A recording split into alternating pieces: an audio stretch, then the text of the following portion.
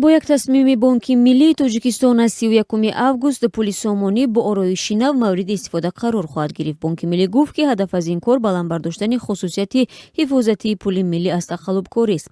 در وبسایت بانک ملی تاجیکستان در مورد شرح ضرورت چاپ پولهای کاغذی نو آمده است. عنصر حمایوی پولهای کاغذی ارزششان 10، 20، 50 و 100 سومانی در سطح سوم انجام شده.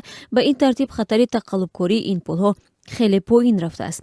پولهای سامانی برآورده سال 1999 نیز با عنصر معاصر حمایوی مجهز بوده. در مدت 17 سال استفاده این پولها خبر خیلی کم درباره احتمال تقلب شدن آنها پخش شده است.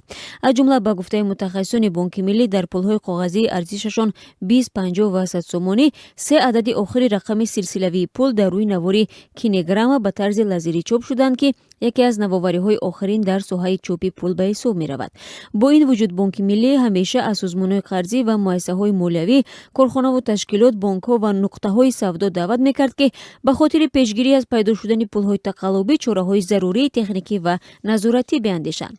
پول ملی سامانی که به افتخار پایه‌گذار نخستین دولت تاجیکان اسماعیل سامانی نامگذاری شده است، در 30 اکتبر سال 2000 به معاملات برآمد. تاجیکستان تنها کشور پس از شوروی است که سال 1993 پول ساخت شوروی را استفاده کرده است.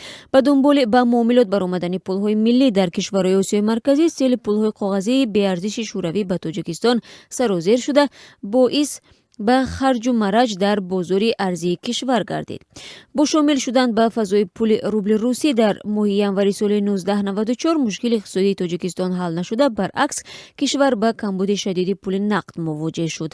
تنها در پی با مساعدت صندوق بین‌المللی پول به معاملات برآوردن پول روبل تاجیکی در 6 می سال 1995 وضع اقتصادی در تاجیکستان تا حد به اعتدال آمد.